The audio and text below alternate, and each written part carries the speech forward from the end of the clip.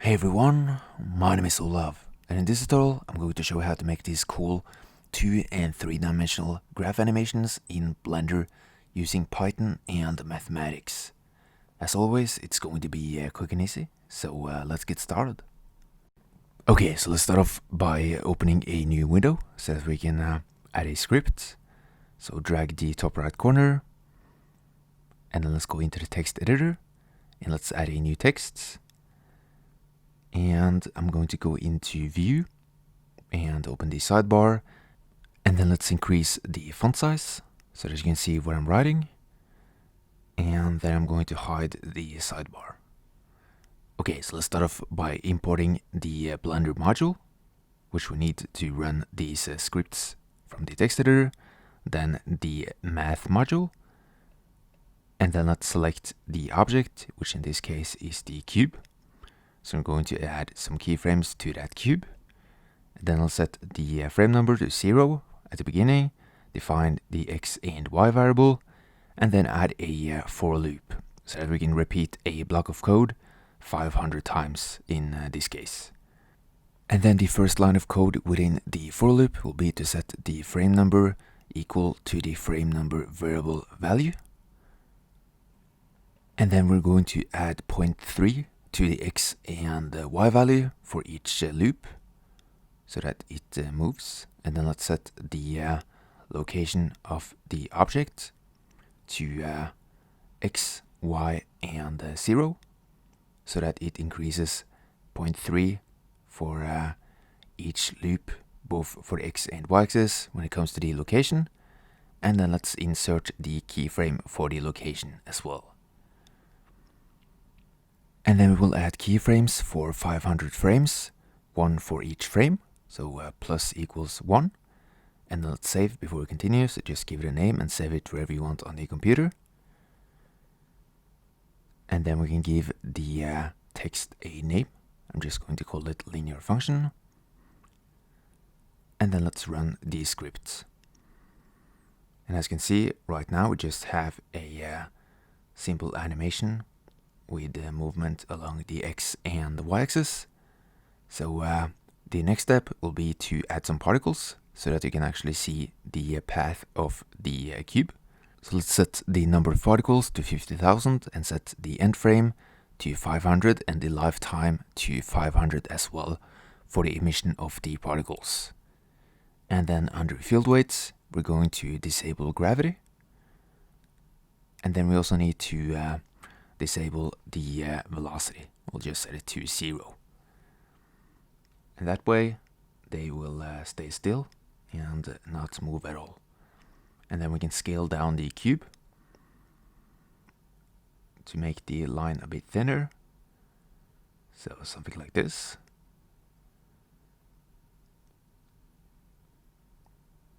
And then let's pause.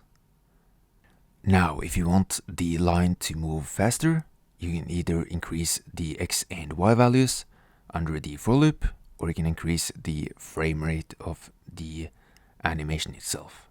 So let's save before we continue. Now the next step of the tutorial will be to add an Ecosphere to the scene. So press Shift A, Mesh, and then Ecosphere. And then we will replace the particles with the Ecosphere.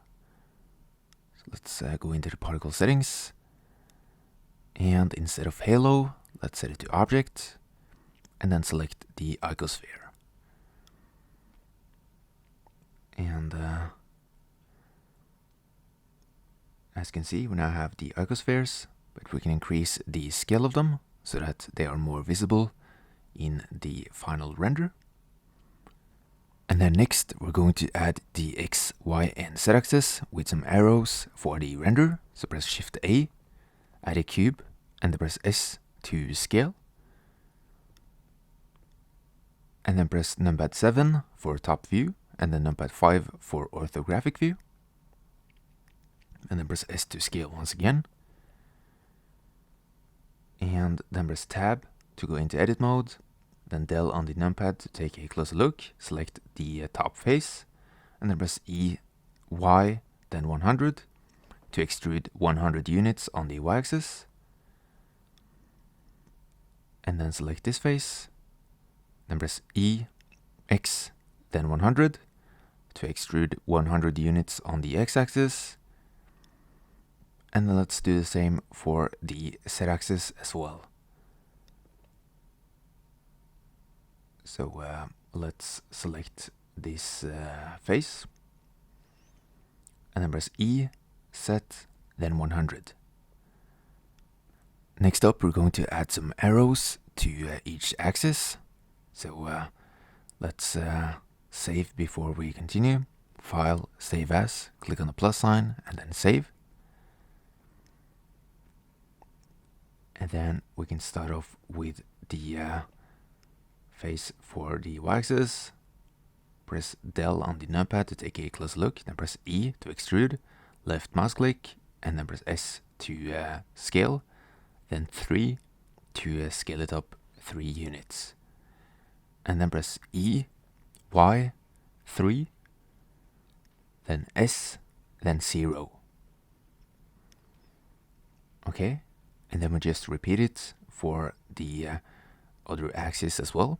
So E, left mouse button, S, then 3, and then E, Z, 3, S, then 0 to set the scale on the extruded face to 0 so that we get the arrow shape. Okay, so let's do it for the x-axis as well. So E, left mouse button, S, then 3, and then press E, Y, 3, S, then 0. Okay. So now that we have arrows for all 3 axes, we can change the script to make it a bit more 3-dimensional. So let's just save before we continue. Click on plus sign and then save. So let's add a variable for the z-axis as well. And then let's add 0.3 for each frame for the z-axis variable. And then let's replace 0 with the z-axis. And then when we run the script, you can see that the cube now also moves on the z-axis.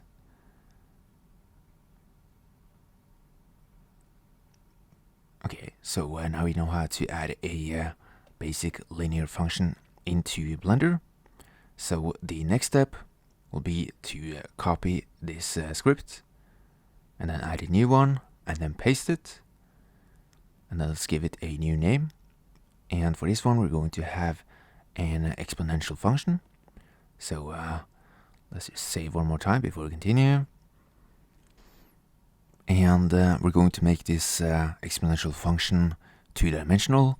So we can remove the added values for the z-axis. And then m.e with y as the exponent. And the m.e refers to the math module. And you can find all of these under Python math functions in Google. As you can see, there is a large variety of functions that you can use in Blender as well. So we use the e value, which is equal to around 2.7. And this means e with y as the exponent. And because we have an exponent, I'm going to decrease the value of y for each loop. And when we run the script, you can see that we have an exponential function. Okay, and we can also play around with some different values and see what it looks like. You can, for example, decrease the value for y, and that will make the graph less steep, as you can see. We can also decrease it even more, which makes it even less steep. We can also add a coefficient to the function. So let's add 4, for example. And as you can see, that changes the shape of the function. And that's it. More complex functions and rendering in part 2.